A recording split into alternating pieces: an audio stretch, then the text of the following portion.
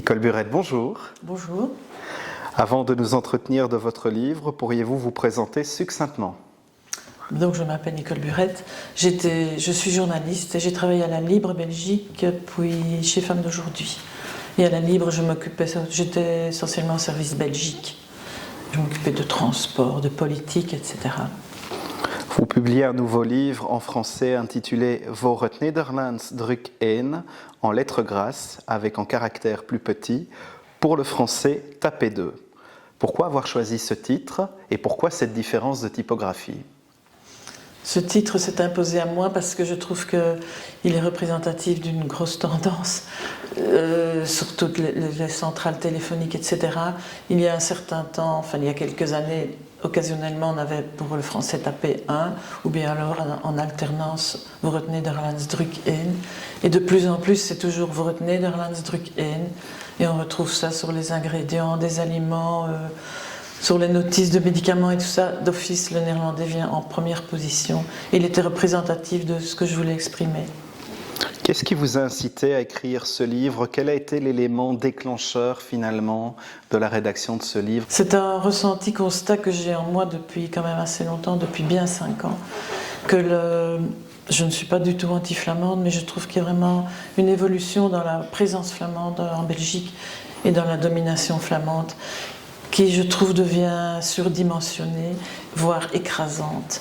Et je l'ai observé par mon métier de journaliste où je fréquentais pas mal de services fédéraux, le gouvernement fédéral, le gouvernement régional, le dossier SNCB que j'ai suivi de très près, l'aéroport de Bruxelles National, les clés d'investissement, etc. Et j'ai aussi observé j'ai eu le ressenti d'une grosse évolution pendant le gouvernement minoritaire pour les francophones, le gouvernement Michel N.V.A. Et ce qui m'a aussi décidé, c'est un vécu personnel dans une entreprise qui a vraiment beaucoup évolué en termes de présence flamande et de presque maltraitance des francophones. Et il y a l'approche des élections aussi. Je voulais absolument que mon livre paraisse avant les élections. Malheureusement, il est paru au moment des élections. Alors, parmi les nombreux exemples de prise de pouvoir de la Flandre sur la Belgique, quel est le plus marquant pour vous et en quoi est-il justement le plus marquant? Moi, je l'ai remarqué, je reviens peut-être sur la question précédente, mais je l'ai surtout vécu dans les détails, également vécu dans les détails, où il y a de plus en plus de sites où, quand on demande de choisir son pays, on a le choix qu'entre Belgium et België, ou même les grosses banques qui mettent vos identifiants, et puis geboortedatum, kaartnummer, identiteitskaartnummer et tout ça. Et je trouve qu'il y a de plus en plus de traductions même qui ne sont pas adaptées dans la vie quotidienne et qui ne sont pas très respectueuses. Et j'avais vraiment envie de tout chiffrer et d'essayer de recueillir un maximum de témoignages pour en donner l'image la plus correcte possible. Alors, d'après vous, comment en est-on arrivé à cette situation de mainmise de la part de la Flandre sur la Belgique? Comment la Flandre est-elle parvenue, peut-être lentement, à mettre la main sur la Belgique, d'après vous?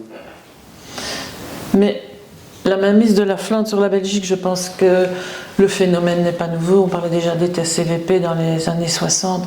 Mais moi, ce que je voulais mettre en avant dans mon livre, c'est que ça ne s'est pas du tout arrêté et que parler de transfert nord-sud frise parfois la mauvaise foi quand on voit les clés d'investissement et le nombre d'investissements favorables à la Flandre qui continuent encore aujourd'hui.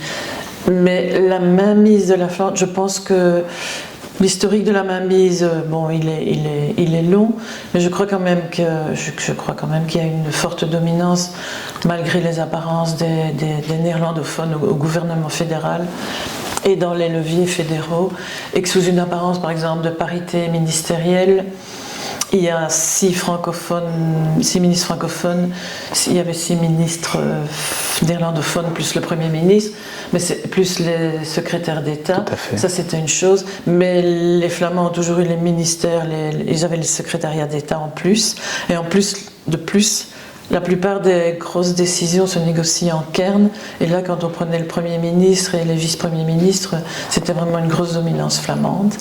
De plus, il y a une asymétrie institutionnelle entre la Flandre et les francophones qui affaiblit terriblement les francophones dans dans les négociations, dans toute négociation. Mais je crois aussi qu'il y a une culture flamande de conquête qui n'a pas existé du côté francophone et qu'on a été assez passif face à ce qui s'est passé. Il y a beaucoup de choses à balayer devant notre porte aussi. Alors vous anticipez ma prochaine question, on sait très bien. J'allais vous demander en quoi les francophones seraient-ils partiellement ou entièrement responsables de cette situation. Et dans le cas où ils seraient responsables, finalement, que pourraient-ils faire pour atténuer, voire changer radicalement cette situation ? D'abord, il faut que je précise que mon livre, je ne l'ai pas écrit toute seule. J'ai été voir, je pense que j'ai rencontré une trentaine de personnes de tous milieux, politologues, constitutionnalistes, philosophes, chefs de grosses entreprises. Et alors, ce que j'écris dans mon livre ne vient pas de moi. Je commente de temps en temps, mais je donne mon avis régulièrement. Mais ce qui est dans mon livre, ce sont les paroles des personnes que j'ai rencontrées. Ce qui ressort des faiblesses francophones, c'est vraiment un manque d'unité, mais institutionnel aussi, parce que côté flamand, la communauté et la région sont une même entité, ont fusionné. Oui, tout à fait. Côté francophone, pas du tout. Il y a la région bruxelloise, il y a la Fédération Wallonie-Bruxelles, il y a la région wallonne. Et du fait de cette différence de statut, progressivement, Bruxelles et la région wallonne se sont éloignées l'une de l'autre. La Fédération Wallonie-Bruxelles souvent hérite de ministres un peu moins chevronnés. Et c'est souvent les ministres de la communauté qui sont appelés à négocier avec les grosses réformes institutionnelles, avec la Flandre. Parce que souvent ce sont des dialogues de communauté à communauté, tandis que la Flandre elle vient avec ses grands ténors qui ont beaucoup d'expérience, et les francophones sont souvent un peu infériorisés, ils sont aussi beaucoup moins bien préparés. Les néerlandophones viennent souvent avec tout un staff derrière eux, à leur cabinet, des experts, leurs centres d'études qui viennent avec leurs évaluations, ils font des simulations, etc. Tandis que les francophones se sont souvent présentés aux négociations très mal préparées, pas unis, pas de projet commun. Tout à l'heure, vous évoquiez le fait que les francophones n'étaient pas suffisamment unis face aux flamands. C'est vrai que cela se voit notamment lors de la constitution d'un gouvernement fédéral où les partis flamands arrivent avec des revendications de nature institutionnelle que les francophones finissent par accepter moyennant le règlement d'un chèque. Justement, ne serait-il pas temps que les francophones se réveillent et aient un véritable projet, selon vous, face à ces revendications flamandes ? C'est vraiment le sens et l'objectif de mon bouquin, de mon livre. J'ai vraiment fait une grosse recherche.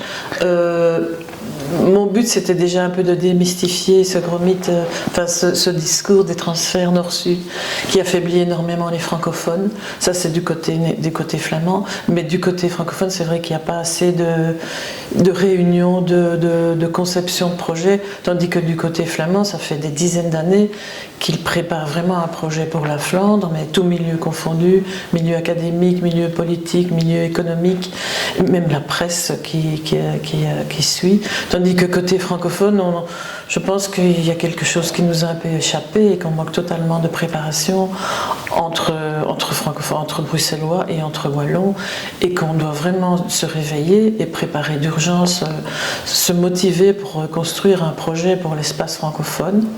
Le tout est de savoir lequel. Je ne sais pas si vous serez d'accord avec moi sur l'analyse, mais le tout est de savoir lequel, mais il y a vraiment urgence pour les francophones à se réunir. Tout à l'heure, vous évoquiez aussi les nombreuses stratégies flamandes pour mettre la main finalement sur l'État belgique. Est-ce que vous pourriez nous en dire plus ? Mettre la main sur l'État belgique, c'est peut-être un peu fort, mais c'est vrai qu'avec les personnes que j'ai rencontrées, on a pu lister, chacun venait avec une observation différente ou convergente, mais on a vraiment listé toute une série de stratégies vraiment élaborées, notamment dans le cadre de la doctrine Madens, qui est un peu devenue la Bible pour beaucoup de penseurs flamands et de politologues flamands, de prise de pouvoir, de l'entrisme d'entrisme dans les sociétés. Il y a vraiment une stratégie d'entrisme dans les entreprises privées, dans les entreprises publiques, dans les entreprises fédérales, mais aussi dans les fédérations sportives. Et là, dans mon livre, vraiment, je décortique une dizaine de stratégies de prise de pouvoir qui, une fois qu'on s'en rend compte, sont assez évidentes. Et notamment dans les entreprises. Y en a-t-il une qui vous ait marqué plus qu'une autre? Un exemple concret que vous pourriez partager avec nous? Mais il y a plusieurs de mes interlocuteurs qui m'ont fait remarquer à quel point, combien l'université de Gand et peut-être la Lyric School formaient des volontaires, enfin avec stratégiquement des CIO et des DRH parfaits trilingues dans l'objectif vraiment de les rendre presque incontournables dans n'importe quelle société en Belgique, et y compris dans des sociétés francophones et du côté, en tout cas à Bruxelles, et que ça commence à déborder en Wallonie. Et les francophones, dans leur coolitude chronique, se disent « Ah oui, pourquoi pas, quelqu'un de trilingue, c'est très bien ». Mais une fois cette personne en place, elle a vraiment tendance à privilégier les comités de direction, des comités de direction qui au départ sont bilingues, puis deviennent 6-4, puis 7-3, puis finalement il n'y a plus qu'un ou deux francophones qui partent dépiter, et puis à partir de là commence toute une série, toute une cascade d'engagements préférentiels pour la Flandre qui deviennent vraiment... qui crée un climat délétère dans de nombreuses sociétés. J'ai beaucoup de témoignages dans ce style-là, mais il n'y a pas que cette stratégie-là, mais on peut la découvrir dans le bouquin. Tout à l'heure, vous nous parliez des transferts nord-sud. En quoi les transferts nord-sud pourraient-ils être un levier, un élément positif pour les francophones s'ils utilisaient cela à bon escient, selon vous? Mais dans le livre, j'évoque aussi le fait que je pense qu'il y a souvent un peu quelque chose de l'ordre de la triche dans le discours flamand et dans les actes flamands. Enfin, dans le passé, c'était limiter la région bruxelloise à 19 communes alors que c'était contre toute logique démographique en échange de facilités qu'on renie par la suite. Mais j'évoque aussi très très longuement les transferts nord-sud parce que je trouve qu'il y a une grosse part de mauvaise foi du côté flamand, mais que ça finit par percoler dans l'ensemble de la population flamande, et même dans la population et parmi les élus francophones, qui finissent par courber la tête comme s'ils étaient des assistés et par perdre confiance en eux. Or, dans mon livre, je démontre vraiment qu'il y a beaucoup de transferts dans l'autre sens qui ne portent pas ce nom, mais que l'État fédéral a vraiment considérablement favorisé la Flandre depuis des décennies, et que ça se voit par exemple dans le chemin de fer, dans le rail. Les quotas Inami par exemple? Pardon? Les quotas Inami également. Les quotas Inami, les clés d'investissement de la SNCB qui favorisent considérablement la Flandre, dont le réseau est nettement compte moins de kilomètres et beaucoup plus plat, tandis que la logique aurait voulu qu'on investisse qu'on investisse plus du côté où il y a davantage de kilomètres et un relief beaucoup plus coûteux en gros chantier, en œuvres d'art. Et ça vaut partout. Je pense que c'est assez édifiant le nombre d'avantages, et sans citer l'aéroport national, qui est une vraie manne à milliards. Et la saga du passage de l'aéroport national dans l'escarcelle flamande, sous l'intervention de ministres flamands successifs, est assez édifiant en la matière. Et ça, on peut parler d'une vraie manne à milliards et d'investissements considérables, très considérables du fédéral pour en faire un des aéroports majeurs en Europe, à des conditions qui sont parfois jugées de concurrence déloyale pour les autres aéroports européens et du pays. Alors, la question pour conclure, quel sursaut pour les francophones? Je rêve qu'ils lisent tous mon bouquin. Mais ça, c'est un peu... Mais c'est pas pour mon intérêt à moi. Je trouve qu'il a le mérite de rassembler des infos que chacun connaît plic-ploc, mais que personne n'a jamais rassemblées. Et je pense que ça pourrait susciter un sursaut d'amour-propre et de combativité. Mais mon but n'est pas du tout de mettre de l'huile sur le feu. Je rêve vraiment de restaurer un rapport d'égal à égal où chacun est respecté et où on va dans une direction constructif pour les uns et les autres. J'essaye même de démontrer que appauvrir Bruxelles et la Wallonie n'est vraiment pas dans l'intérêt de la Flandre. Et si à mon avis, ça peut être dans son intérêt financier. Je pense que ça peut être un argument qui peut faire bouger les choses. Mais je mise vraiment sur un sursaut francophone.